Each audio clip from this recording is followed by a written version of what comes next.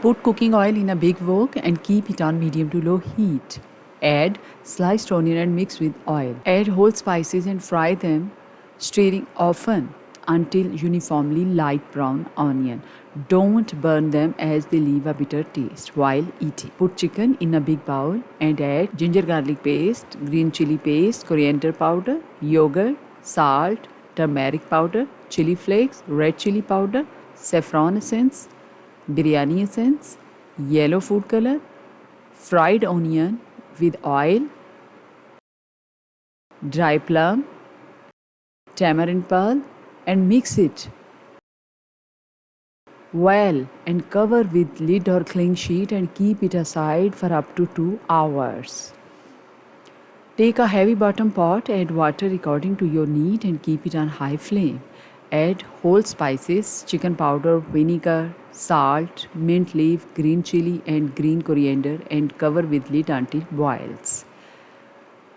Remove the lid and remove all whole spices and greens because they leave very bitter taste while eating.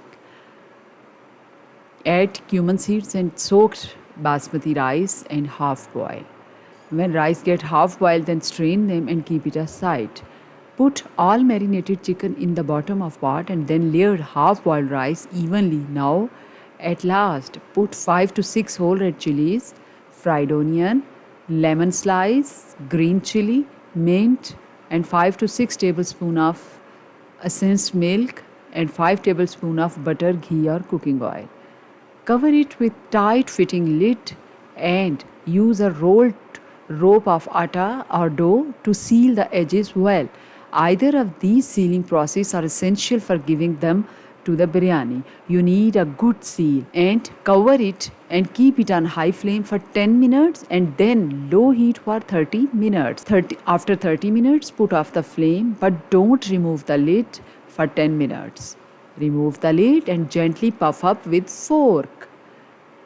Serve it with boiled egg. Biryani is ready.